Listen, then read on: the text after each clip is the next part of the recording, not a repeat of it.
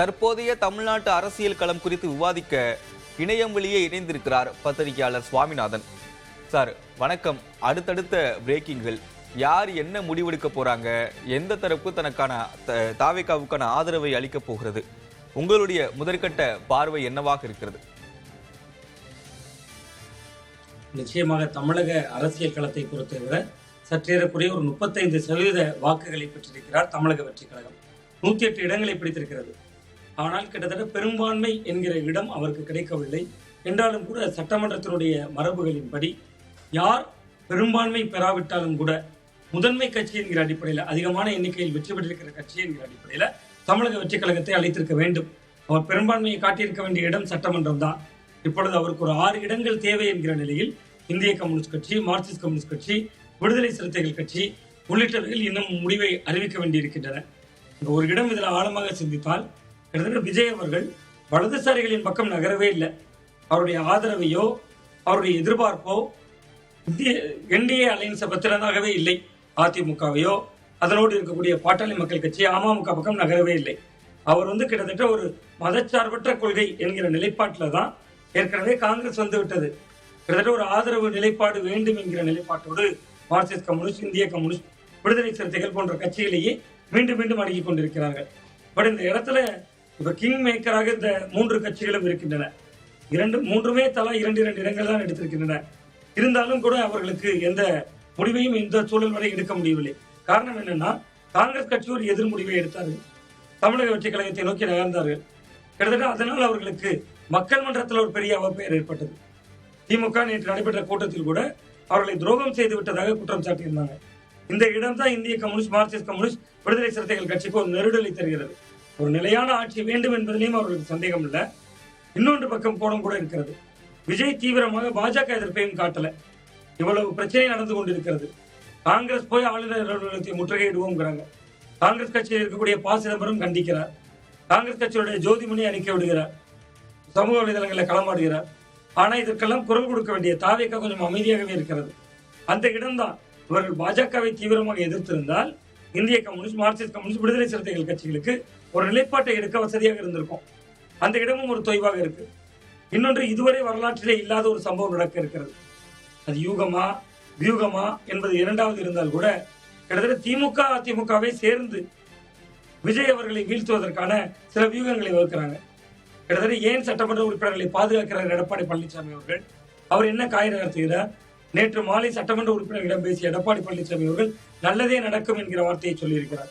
வழக்கமா விஜய் தான் ஒவ்வொரு கூட்டம் முடிகிற பொழுதும் அவருடைய மக்களை பார்த்து, அவர் திரண்டிருக்கக்கூடிய தொண்டர்களை பார்த்து, ரசிகர்களை பார்த்து, வாக்காளர்களை பார்த்து நல்லதே நடக்கும், கான்பிடண்டா இருக்குன்னு முடிச்சுட்டு போவார். ஆனா நேற்று எடப்பாடி பழனிசாமி அவர்கள் நல்லதே நடக்கும் என்கிறார். திராவிட முன்னேற்ற கழகத்தினுடைய கூட்டத்துல இதுவரை இல்லாத அளவிற்கு தலைவர் எந்த முடிவை எடுத்தாலும் கட்டுப்படுவோம், அவருக்கு அந்த அதிகாரம் இருக்கிறது. வழக்கமா தலைவர் முடிவெடுக்கும் அதிகாரம் இருக்கிறதுன்னு முடிச்சிருவாங்க. அவர் எந்த முடிவை எடுத்தாலும் என்கிற ஒரு இக்கட்டான்னு சொல்லுவாங்க கிராம பகுதிகளில், அப்படியும் வைக்கப்படுகிறது.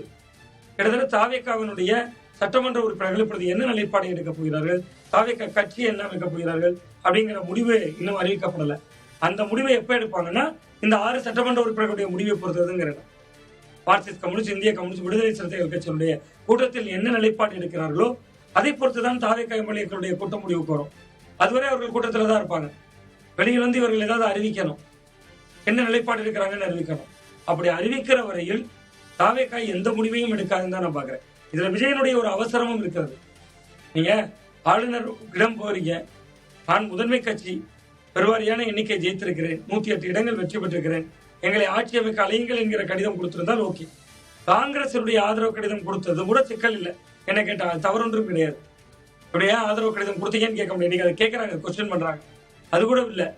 பட் காங்கிரஸ் ஒரு ஆதரவு கடிதம் கொடுத்தப்ப அடுத்த நாடாளுமன்ற தேர்தல் வரை கூட்டணிங்கிறாங்கல்ல. அடுத்த உள்ளாட்சி தேர்தல், அடுத்த நாடாளுமன்ற தேர்தல், மாநிலங்களவை தேர்தல் அப்படி நீடிக்குதுல்ல இந்த பட்டியல். அது பாஜக டென்ஷன் ஆக்கியிருக்கு, எரிச்சல் ஊட்டி இருக்கு. அதுதான் நீங்க பிரச்சனைகளுக்கு காரணம். காங்கிரஸ் கட்சி, தாவேகா புதிய கட்சிங்க, இன்னைக்குதான் வந்திருக்கு. அவர்களுக்கு அந்த அணுகுமுறை தெரியாது. கிட்டத்தட்ட பாஜக எப்படி களமாடும், கவர்னர்கள் யாரால் நியமிக்கப்பட்டு எப்படியான செயல்பாடுகளை செய்வாங்க என்பது தாவேகாவுக்கு தெரியாது. கிட்டத்தட்ட ஒரு மிகப்பெரிய பாரம்பரியம் கொண்ட நாடு விடுதலை அடைவதற்கு முன்பிருந்து இருக்கக்கூடிய காங்கிரஸ் கட்சிக்கு தெரியாத அந்த விஷயங்கள். காங்கிரஸ் கட்சி ஏன் இப்படியான ஒரு கடிதத்தை கொடுக்குறாங்க. இந்த நேரத்துல ஏன் கூட்டணி உடன்படிக்கையோடு அதை பொறுத்துறாங்க? அப்ப இங்க இவ்வளவு சட்ட சிக்கல்களுக்கும் விஜய் அவர்களுக்கு இன்னைக்கு சந்திக்கக்கூடிய சிக்கல்கள் அனைத்துக்குமே மூல காரணமே காங்கிரஸ் கட்சி தான். அவர்களுக்கு தெரிந்திருக்க வேண்டாமா இது இவ்வளவு பெரிய சிக்கலை ஏற்படுத்தும், இவ்வளவு பெரிய முரணை ஏற்படுத்தும்? இப்ப தமிழக வெற்றி கழக எம்எல்ஏக்களுடைய கூட்டம் என்பது விசிகா, மார்க்சிஸ்ட் கம்யூனிஸ்ட், இந்திய கம்யூனிஸ்ட் என்ன நிலைப்பாடு இருக்கிறார்களோ அதுவரையும் காத்திருப்பாங்க. கூட்டத்துக்குள்ள பேசுறாங்களா, பேசாமலே அமைதியா இருக்காங்களா என்பது கூட நமக்கு தெரியாது. அந்த கூட்டமாக தான் நடக்கும். வெளியில் வந்து சிபிஎம்மோ சிபிஐயோ என்ன நிலைப்பாடுன்னு என்கிற சொல்கிற வரை இந்த கூட்டம் நடந்து கொண்டே தான் இருக்கும். நான் பாக்குறேன் அவர்கள் ஒருவேளை எதிர் நிலைப்பாடு எடுத்தா இந்த கூட்டத்திலும் வேறு வகையான நிலைப்பாடை எடுப்பாங்க. சரி, எதிர்நிலைப்பாடு எடுக்கும் பட்சத்துல இல்ல ஆதரவு எடுக்கிறாங்க, எடுக்கிறாங்க, ஆதரவு எடுக்கிற பட்சத்துல ஆட்சி அமைப்பாங்க தாவேகா. எதிர்நிலைப்பாடு எடுக்கும் பட்சத்துல என்ன நடக்க போகுது? இல்லை, எதிர்நிலைப்பாடு எடுத்தால் ரொம்ப சிக்கல்கள் இருக்கிறது. 3 வகையான கோணங்கள் சொல்றாங்க. ரொம்ப முக்கியமா 108 சட்டமன்ற உறுப்பினர்கள் விஜய் அவர்களோடு சேர்த்து அவருடைய இரட்டை பிரதிநிதித்துவத்தையும் சேர்த்தீங்கன்னா அந்த சட்டமன்ற உறுப்பினர்கள் ராஜினாமா செய்யலாமா அப்படிங்கக்கூடிய முடிவுல கூட இருக்காங்க. அதுல என்ன லாபம்? அப்படி செஞ்சா என்ன கிடைச்சிட போகுது? இடைத்தேர்தல் தானே வரும். 108 பேர் ராஜினாமா பண்ணாலும் இன்னொரு பக்கம் ஆட்சி அமைச்சிருவாங்களே, பெரும்பான்மை வந்துருமே. அப்ப இது அகில இந்திய அளவில் கவனம் குவிக்க முடியும். பாஜகவுடைய முகமா மாறலாம். இன்னொன்று, இந்த 108 தொகுதியில திமுக கூட்டணி வைத்திருந்தாலும் கூட விஜய் ஜெயிப்பார். மக்கள் மன்றத்தில் அவ்வளவு பெரிய மாஸ் கிரியேட் ஆயிருக்கும்.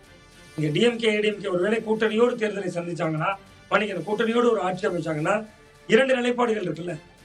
நீங்க திமுக அதிமுக ஒரு கட்சியை பொறுத்தவரை நிரந்தர எதிர்காலம், தற்காலிக எதிர்காலம் 2 விஷயம் இருக்கு. நிரந்தர எதிர்காலம் என்னது? ஒரு நீடித்த நிலைத்த எதிர்காலம். அதற்கு என்ன காரணம்? திமுக எதிரி அதிமுக எதிரி திமுக. இது நிலைத்த எதிர்காலம். 2 பேரையும் ஒருத்தர் வீழ்த்திட்டாரு. சுவாமிநாதன், பொது எதிரி விஜய்.